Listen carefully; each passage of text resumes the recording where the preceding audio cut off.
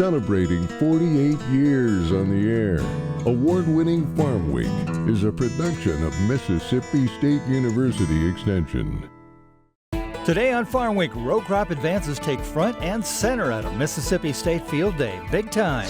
In Southern Gardening, Eddie Smith is Sharon, Rose of Sharon, that is. In the markets, with fall right around the corner, how does Mississippi's crop progress stack up? And at Encore, main event, 2023's Loggers of the Year, Forestry Superheroes. Farm Week starts right now.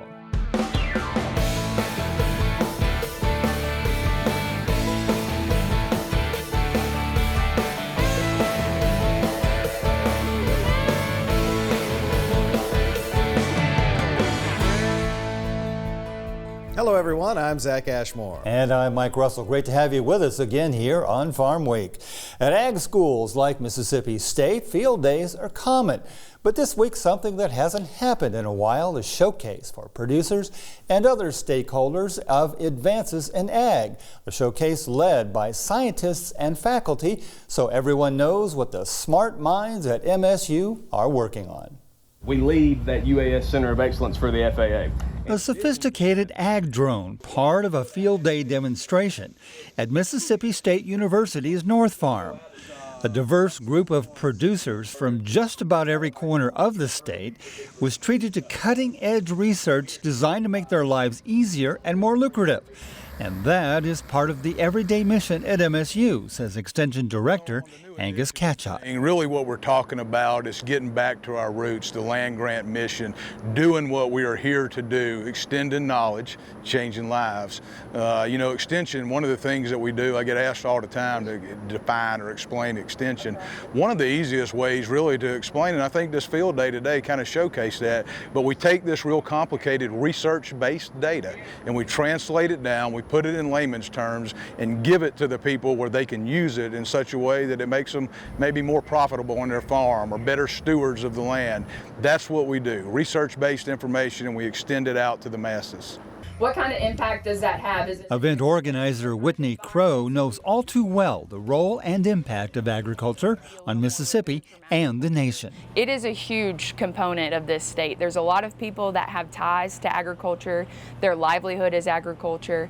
And I think it is important for us to be good stewards of the land and be good stewards of our resources. And Mississippi State is allowing us to do research and to find answers that hopefully are going to help us and Mississippi just as a whole, as far as we progress through agriculture and we have new challenges, or we have pest resistance, or whatever that may be. There's somebody here that is really looking deep into that particular area and hopefully finding solutions so that we can be better stewards of the land and utilize our resources to the best of our ability.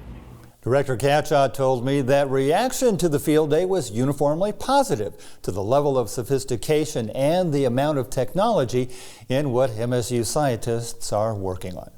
In other news, about a third of the American corn harvest goes to a ready-made market, ethanol. But some small refiners applied for a hardship exceptions to a blending mandate.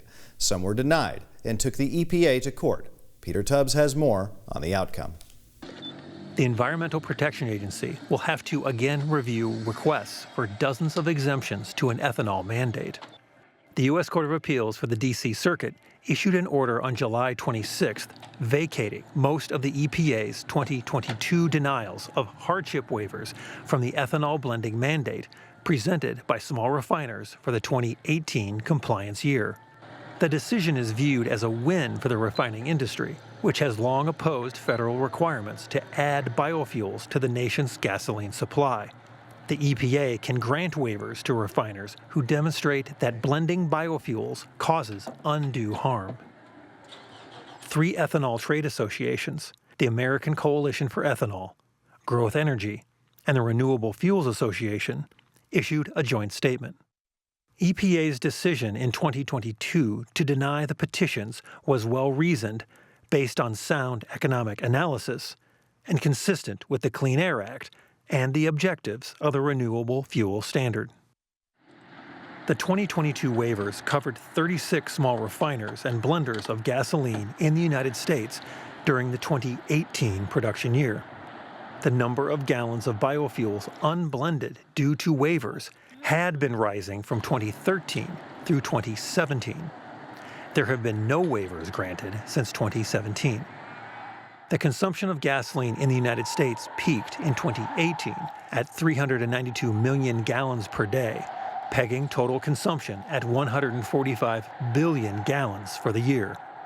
By 2023, gasoline consumption was 4% lower than 2018. The exempted gallons of 2018 biofuels are estimated to be less than 10% of 2018 biofuel production. The EPA is reviewing the decision.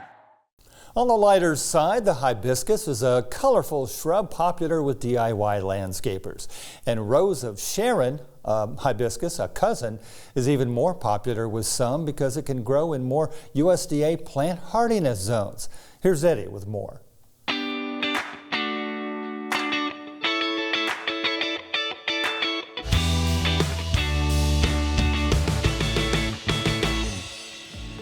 Today, Southern Gardening is back at the home of Patricia Holliday in Hattiesburg, Mississippi, admiring beautiful varieties of Rose of Sharon hibiscus.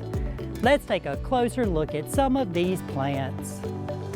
Rose of Sharon hibiscus are beautiful and versatile shrubs that add a splash of color to any garden setting with their unique, eye-catching flowers. Many popular cultivars are known for their striking blooms. Their color can range from white, pink, to purple. One of my favorites, Sugar Tip, is a standout variety known for its beautiful variegated foliage and flowers. The flowers are double-petaled, pink, and resemble miniature roses in their fullness.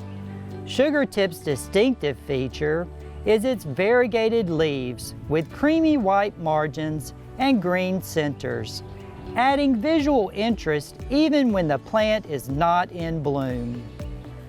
An unknown variety really showing out in Patricia's landscape is a pass-along plant. It is covered with gorgeous double light pink blooms with pink highlights. Rose of Sharon hibiscus plants make great pass-along plants because they are easy to root. They typically grow to a height of 8 to 12 feet and a spread of 4 to 6 feet with proper pruning.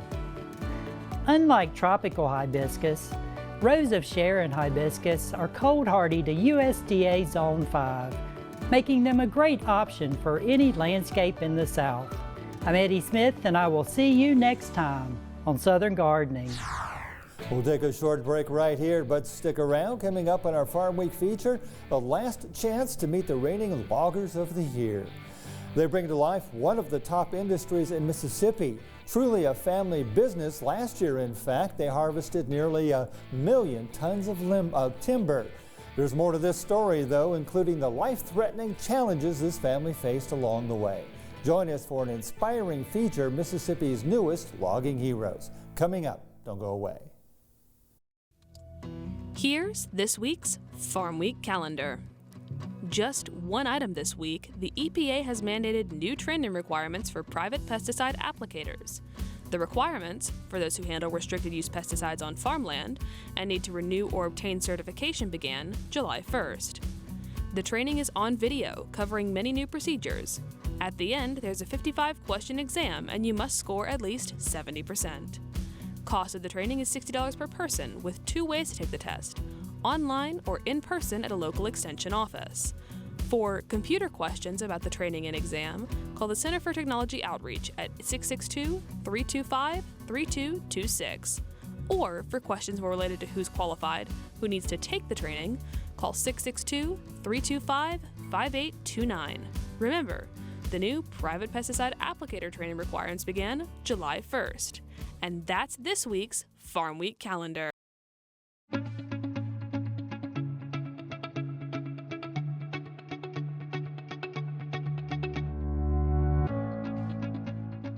I believe in people and their hopes, their aspirations and their faith. I believe in my own work and in the opportunity I have to make my life useful to humanity. I believe that education is a lifelong process, and the greatest university is the home. That my success as a teacher is proportional to those qualities of mind and spirit that give me welcome entrance to the homes of the families that I serve.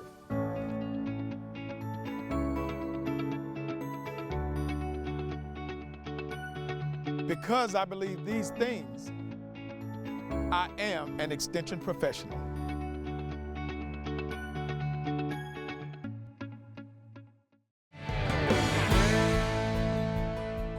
Time for the market report. Prices slipping down again. That's right, Mike. Looks like grains just can't catch a rally, and we'll get into it. But first, the numbers. What were last week's biggest gains and losses? And then, in our row report, soybean prices still falling. Will Maple gives us an expert's thoughts on it. And finally, the latest crop progress report from the USDA. What did it say, and how does Mississippi stack up? So, markets closed last week on the downswing. Row crops the only bright spot. Let's take a look. Last week's biggest gain, wheat again, up 15.5 cents this time, a near 3% increase from the previous week. Last week's biggest loss, live cattle, down nearly 6.5 cents, a near 3.5% decrease from the previous week. This week in our row report, soybeans still the big story in row crops, prices slipping down and multiple factors the reason for it. I spoke with MSU Extension row crop economist Will Maples, who says supply is the biggest reason, but trade issues also at play. So right now the big story soybean-wise on a national level is we got plenty of stocks right now. Last year was pretty good. This year is also looking pretty good. So as a result, we're going to have more than we need, therefore not enough to meet demand, therefore prices down. Exactly. Well, so we'll have more than we need, and it's going to meet demand more so. And, you know, domestically, our domestic crush is still great. Domestic crush industry of soybeans is a bright spot. It's growing, but that export side of the equation, we're seeing China. We kind of saw them coming out of 2018. They shift trading partners to Brazil, and we're just seeing right now that they're going to buy beans from Brazil before they buy them from us. As these prices get lower, maybe China might come into our soybean market a little bit better, help stabilize prices a little bit at these. So maybe they won't go any further lower, but we just got to see that piece of the puzzle get worked out, and we need that soybean export demand to increase. Cotton went below 70 cents this week. We're still seeing a lot of hot and dry weather out in West Texas in some major cotton growing regions. We'll just have to keep an look on through August, what impact that might have. But just like the grain markets, cotton's struggling. There's a demand issue there. China's the biggest purchaser of U.S. cotton. We saw the Chinese government cut interest rates last week just a little bit, but they still had a rate cut, which is, you know, we've kind of heard issues with their economies slowing down. That interest rate cut maybe be a signal that, you know, they need some more help. They're trying to get their economy back going. So just the demand side on cotton is still a big piece in that export market. That seems to be the trend for all the row crops right now. Prices low, hard time to be a farmer and trying to make a profit on this stuff. I guess weather is the only real factor that's going to determine whether or not prices go back up again. In the short term, yes, but unfortunately, we're even getting towards the end of where the weather's going to be a major factor. So June and July for corn's the main months that weather will really shock a corn market. We're past that. It's going to take a hurricane, major storm, some unexpected event going forward to really drive any type of weather scare on these markets, unfortunately. The USDA recently released this month's crop progress report, August the time right before harvest begins in earnest. So, how do things look on a national level, and how does Mississippi stack up with other major ag-producing states? Here are the details. In the top 18 corn-producing states, silking is 88%, slightly less than August last year. Denting is 7%, about the same as last year. Crop condition mostly in good shape, with 67% of this year's crop reporting good or excellent conditions. In the top 18 soybean-producing states, flower blooming 86%, less than last year. Setting pods at 59%, also less than this time last year. Crop condition looking up, with 68% reporting good or excellent conditions. In the top 15 cotton-producing states, squaring, the pre-boll stage, is 98%, slightly ahead of last year. Setting boll stage at 60%, also ahead of last year. Condition more mixed, however, with only 41% of the crop reporting good or excellent. Mississippi is one of those top states, so how does it stack up? In soybeans, conditions are mostly positive, with 71% of the crop reporting good or excellent condition. In cotton, a similar story with 56% of the crop reporting good or excellent. And in rice, 60% of the crop reporting good or excellent conditions. Extension Director Dr. Angus Catchott tells us how it looks on the ground. Oh, market-wise, I think right now we have fairly low commodity prices, and that's always something we have to deal with. It's cyclic. We run through these things. But I would say overall our crops do look good. We need to have a good harvest. We still got a little ways to go. We've already, I think you heard on the field day today, we've already started cutting corn in a few places. Some of that may not be our best corn, but we're getting into it now. But with the rains we got recently, I think it's going to look good for the cotton crop. Of course, you always want higher prices. We can't help that. But overall, I think we're still doing good. Spirits are good, but it's just farming.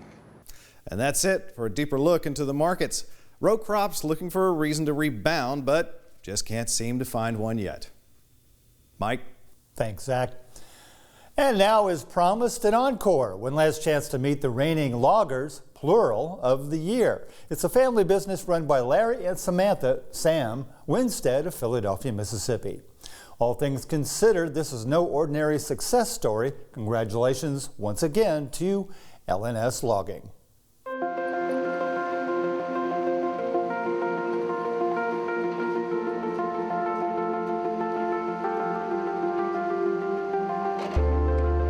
I say it gets in your blood, and you either love it or hate it.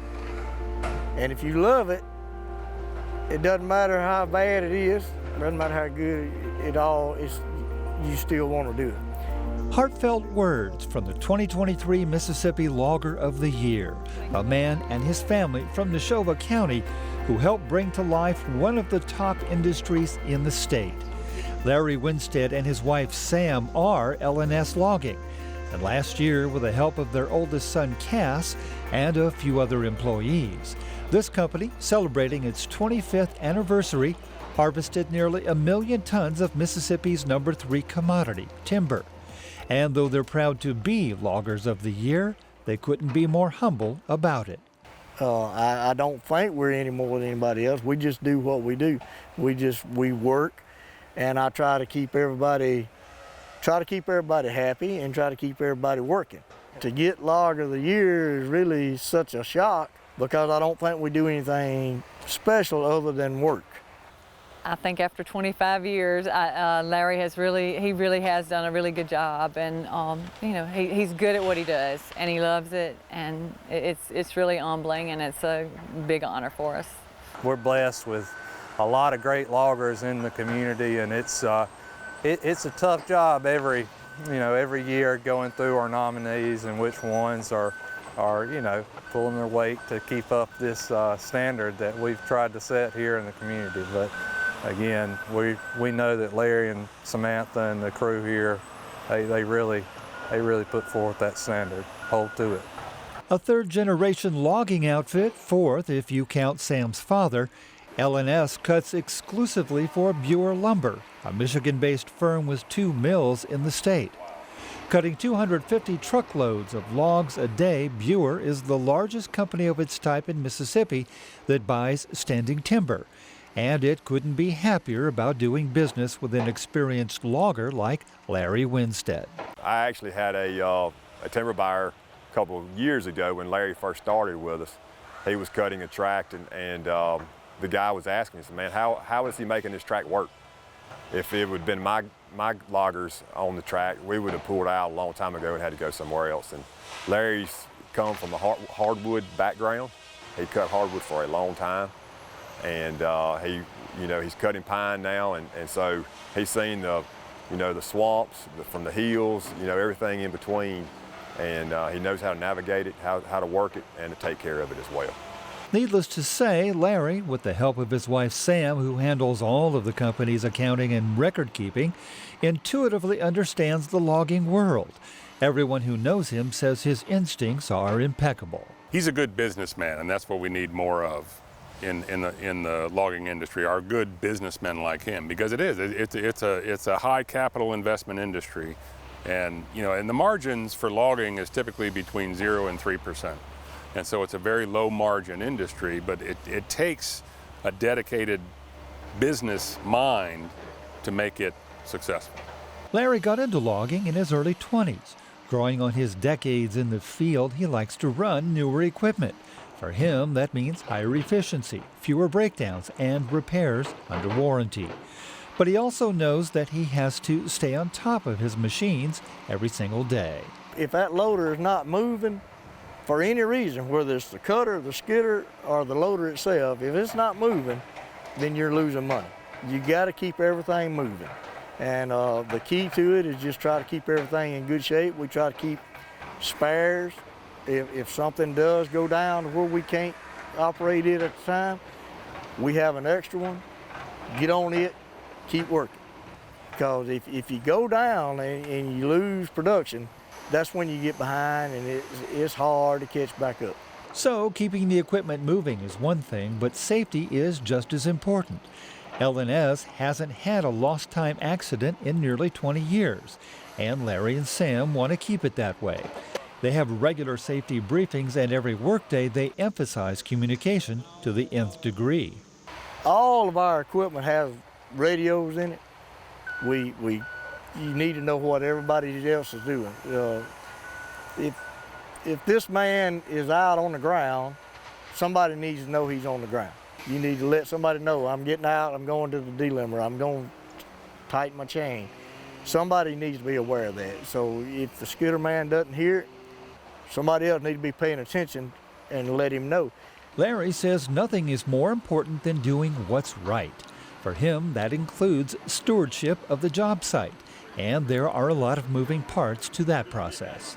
We try to minimize the erosion on heels. All the slash that we have off a delimiter, we put it at a, if you got a steep hill, you try to slash it, keep the erosion down. And it makes it easier for the regeneration if there's not any gullies for the next logger. It's easier if there's not a big washout place. So if you can try to keep that from happening, water bars, all this that has a part. For all the success of L&S, there have been a few valleys along the way. Near the end of 2020, Sam was diagnosed with breast cancer and had to go through chemotherapy and all of the turmoil, expense, and physical hardship that came with it. But even that wasn't the only challenge. Larry suffered a medical hardship as well. As soon as I was finishing my treatments, the last day of my last treatment, he had a heart attack that day. And I was actually in Jackson at my treatment, and my son calls me and says that they're bringing him by ambulance and he's having a heart attack. Larry and Sam came through their life-threatening situations. For both of them, it underscored the stress of their work in the logging industry. It also reinforced the valuable contribution of their oldest son, Cass, to the business. It's a stressful job, it is, but Cass takes a lot of that off of him now. And that's a blessing that he can kind of still be out here. If he needs to get on a piece of equipment, he'll get on it. But he's going to be here to supervise, regardless, because he just likes to be here. My favorite thing is having your own office. You're in your own little cubicle all day, but you're still outside. That's the wonders of it. Having an office job, but being outside. I thank the Lord for allowing me to do what we do and to be successful at it. I thank Him for that. And I couldn't do it without my family. I couldn't do it without support from the local people I do business with. Sometimes it was tough, but we got it and they helped us out, and I'm thankful for all those. And I'm thankful for the Mississippi Forestry Association for electing me as the Logger of the Year.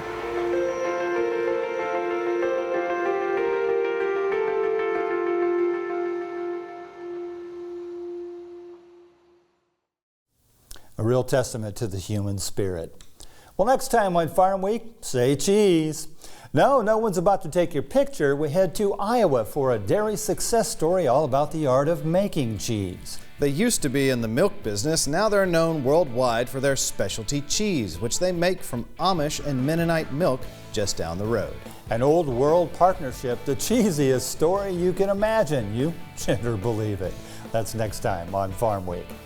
And before we go, congratulations are in order to 3 young 4-H'ers out of Jasper County, Mississippi. A few days ago, Brianna Moore, Gabrielle Bayless, and Angel Horn, seen in this photo left to right, won big in a national contest down in New Orleans. With their knowledge of Mississippi ag commodities, their culinary skills, and of course, a delicious plate of food, they took 3rd place nationwide in the Great American Seafood Cook-Off.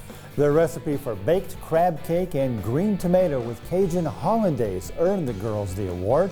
The county extension agent, Kelby King, said everyone was shocked but extremely excited, and all of us at Extension want to congratulate the big winners. Sounds like a great recipe, doesn't it? It sure does. Remember, if you missed a story, look for past episodes of Farm Week on our website at farmweek.tv. And don't forget to follow us on Facebook and YouTube. See you next week. Thanks for watching.